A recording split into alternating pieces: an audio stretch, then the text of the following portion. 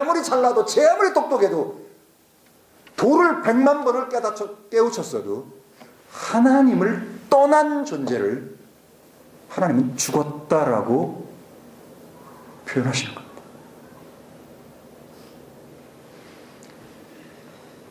뉴질랜드는 바람이 아주 셉니다. 바람이 아주 힘차게 몰아쳤습니다. 갑자기 나뭇가지 큰 것 하나가 눅 하고 부러졌습니다. 이 부러진 가지는 여전히 잎이 초롱초롱하고 잎이 녹색으로 아주 진액을 여전히 계속 품고 있는 것 같습니다. 어떤 사람들은 이것이 죽었다라고 설명할 수도 있고, 어떤 사람은 이것이 여전히 살았다고 설명할 수도 있고, 어떤 사람들은 이것이 죽어가고 있다라고 설명할 수도 있습니다. 다 맞을 수 있겠죠. 그렇지만 영적인 의미에서 하나님은 하나님을 떠난 사람, 하나님을 떠나서 하나님이 간섭하는 게 싫고, 하나님이 내 인생에 들어와서 감나라 배나라 하는 그것이 싫고, 하나님이 존재한다는 것을 내가 인정하면 인생이 내가 꿉꿉하고 내가 하는 나의 행동 거지를 다 알기 때문에 저희가 불편하기 때문에 하나님이 없다라고 외치고, 이런 죄인을 마치 바람에 그 가지가 부러진 그런 존재처럼 여기십니다. 그 존재는 잠깐 동안은 여전히 푸른 색깔을, 여전히 탄소 동화작용을, 여전히 물관을 통해서 아주 극소수의 그런 영양분을 공급받습니다. 아주 극소수예요. 그렇지만 그것이 이 전체적인 생명체를 이끌어갈 수 있는 그 자원이 되지 못하기 때문에 서서히 드라이드 업, 말라가서 나중에 말라 비틀어져서 죽는 걸 보게 됩니다. 그것이 정확하게 무엇과 똑같습니까? 하나님을 떠난 사람입니다. 사람은 여전히 살아있고, 여전히 바이털하고, 여전히 액티베이트하고 한 것 같아도 하나님을 떠난 그 순간에 잘려진 나무처럼 죽어가고 있는 것입니다.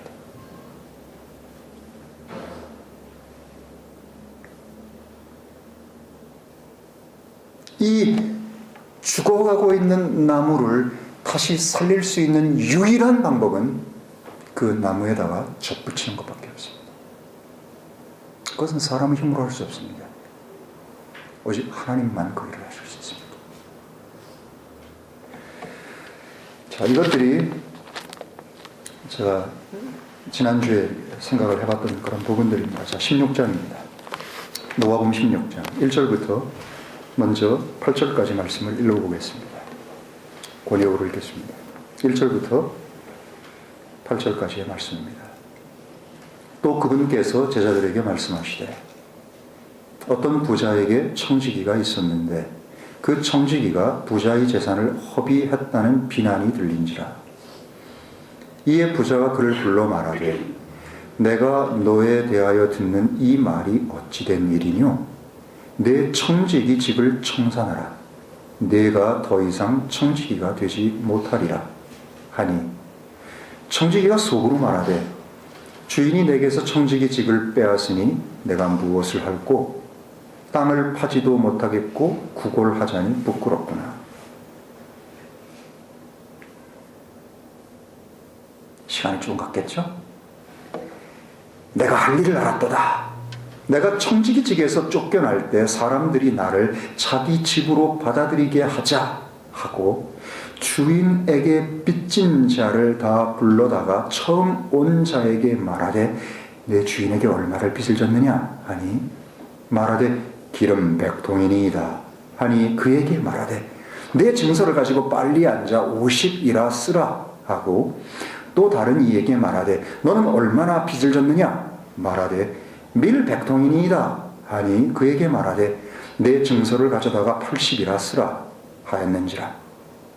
주인이 그 불의한 청지기가 지혜롭게 행하였으므로 그를 칭찬하였으니, 이는 이 세상의 자녀들이 자기 세대에서는 빛의 자녀들보다 더 지혜로움이니라. 여기까지 먼저 보도록 하죠.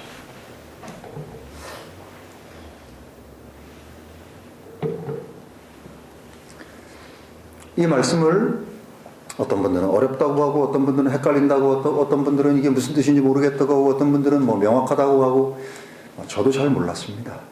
이게 도대체 뭔 말인가? 뭐 이렇게 하라는 건가? 말라는 건가? 근데 실은 아주 간단한 문제입니다. 어려운 게 아닙니다. 아마 이건 제가 예전에도 뭐 교절을 했던 것 같습니다. 1절에서 8절까지 내용을 딱 보면 그래서 어쩌자는 건가? 그런 생각이 들 겁니다. 8절입니다. 이는 이 세상의 자녀들이 자기 세대에서는 빛의 자녀들보다 더 지혜로움이니라 라고 주님께서는 말씀하셨습니다. 누구에게? 제자들에게. 그럼 제자들만 있었냐? 그렇진 않습니다. 14절을 보면 탐욕적인 바리새인들도 이 모든 것을 듣고 라고 되어 있는 걸로 봐서 제자들에게 말씀하셨지만 제자들과 함께 섞여 있는 바리새인들과 말씀 기록관들이, 스크라이브스들이 다 그것들을 들었습니다. 주님이 이것을 통해서 무엇을 제자들에게 하고 싶으셨을까요? 뭘 원하셨을까요?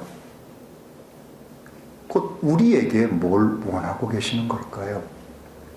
그 당시에 제자들에게, 그 당시에 사도들에게 원했다면 오늘날 우리에게도 똑같이 원하시잖아요?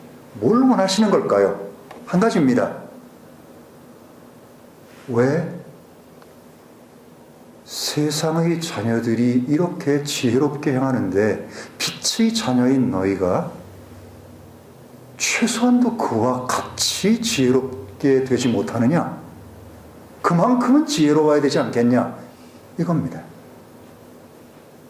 지혜롭기를 원하시는 겁니다.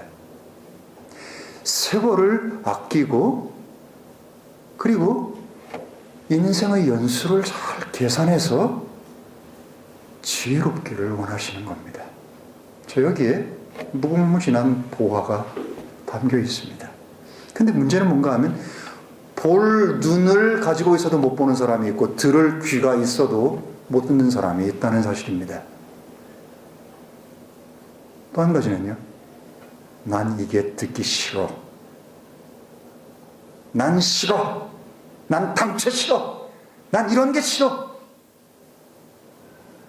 그런 완고하고 악한 마음 때문일 수 있습니다.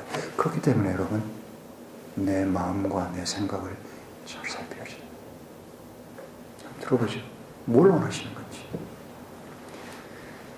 어떻게 이 세상의 자녀들이 자기 세대에서는 빛의 자녀들보다 더 지혜롭게 행할 수 있겠냐는 거예요.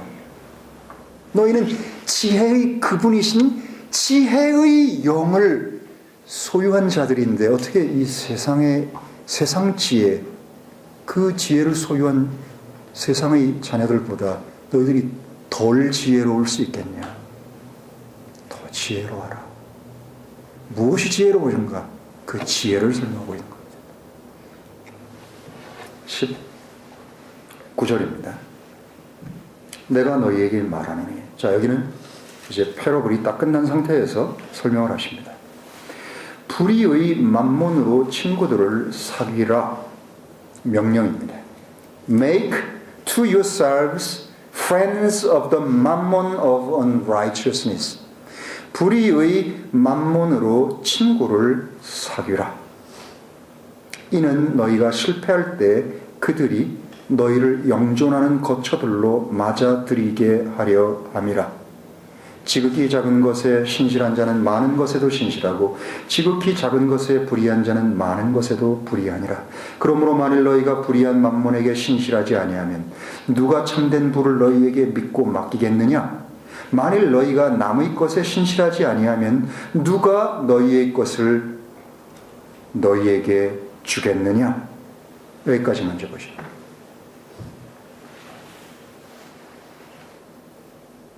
성경에는 만몬이라고 하는 단어가 몇 번 나옵니다. 여기 3번인가 나오고 또 다른 곳에 1번 나오고 마태복음에 나오고 4번인가 나오는 것 같습니다. 제 기억으로는. 만몬이 뭐냐? 만몬은 돈의 신입니다. 재물의 신, 더 정확하게 표현하면 돈의 신입니다. 모네타, 그리스 라틴어로 모네타가 돈의 신이거든요. 거기에서 이 머니라는 말이 나왔다 이런 말도 있고, 뭐니 해도 머니가 좋다 해서 머니가 나왔다라는 말도 있고, 그 말은 말이 안 되죠.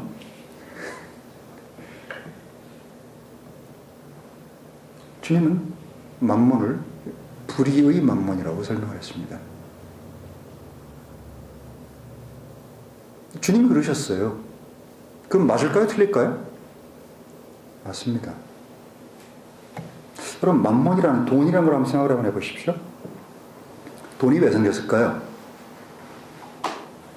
돈이 왜 생겼을까요? 원래부터 돈이 있었을까요? 돈은 없었습니다. 돈은 하나님이 만드신 걸까요? 사람이 고안해낸 걸까요? 사람이 고안해냈습니다. 사람이 고안해낸 것은 하나님으로부터 온 것 아니면 선한 게 있을까요? 없죠. 하나님에게서 온 것만 선합니다. 하나님만 선하시고 하나님에게서 온 것만 선합니다. 사람이 만들었습니다. 근데 왜 만들었는지를 우리가 살펴볼 필요가 있습니다. 사실 돈에 대한 정의는 굉장히 어렵습니다. 경제학에서도 돈에 대한 정의를 내리는 것이 아주 힘듭니다. 돈이 뭔지를 잘 몰라요. 돈이 뭐냐? 여러분, 돈이 뭔지를 설명할 수 있습니까? 되게 설명하기 힘든 겁니다. 아주 일부분은 설명할 수 있겠죠. 어떻게 돈이 사람에 의해서 고안됐을까요? 무엇 때문에요? 전적으로 편리해서, 교환을 좀 더 쉽게 하기 위해서, 그리고 어떤 것들을 저장하고 여러 설명할 수 있겠지만, 딱 한 가지로 진리의 관점에서 설명을 하면, 돈은 인간의 탐욕이 만들어낸 수단입니다.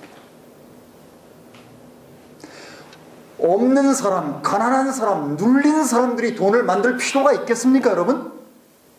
없습니다. 누가요? The have. 가진 자들입니다. 기득권자들이요. 힘을 가진 자들이요.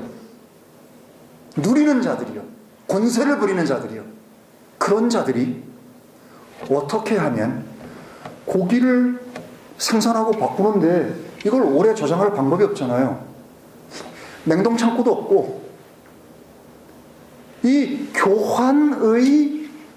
교환을 어떻게 하면 더 오랫동안 유지하고 보존하면서 가치를 극대화시킬 수 있는 방법을 그들이 찾는 과정 속에서 그들은 돈을 발견해낸 것입니다. 전적으로 가진 자들이, 기득권자들이. 그래서 주님은 돈을 근본적으로 뭐라고 표현하십니까? 불의의 만몬이라고 표현하는 겁니다. 돈은 중립적이지 않습니다, 여러분. 돈을 선하다 이렇게 표현하는 사람들은 없습니다. 어느 목사님도 돈이 선하다 이렇게 가르치진 않습니다. 그래서 한 발 양보해서 어디까지 가르치는가 하면 돈은 중립적이다. 네, 여러분, 돈은 절대로 중립적이지 않습니다. 돈은 불의한 겁니다. 왜요? 돈은 인간의 탐욕을 반영하고 있기 때문입니다. 그것 없이 원래 사는 게 정상적인 하나님이 우리에게 주신 삶의 방식입니다. 잔뜩 쌓아놓고 이럴 필요가 없다는 거예요. 있는 대로 시절을 따라 때를 쫓아서 있는 것들을 주고받아서 서로 먹고, 그리고 계속 하나님을 섬기고 하나님을 공경하고, 그러면 비가 오고 모든 것들이 해가 쬐고 다 문제가 해결된다는 겁니다. 근데 하나님을 떠났기 때문에 도시가 필요했고, 문명이 필요했고, 문화가 필요했고, 돈이 필요했고, 경제 논리가 필요했고, 약육 강식의 경제 법칙이, 정글이 법칙이 세상 속에 생기게 됐죠. 근데 주님께서는 뭐라고 표현하십니까? 불의의 만몬으로 친구를 사귀라라고 설명하고 있습니다. 무슨 뜻일까요? 어떻게 친구를 사깁니까? 친구는 뭡니까?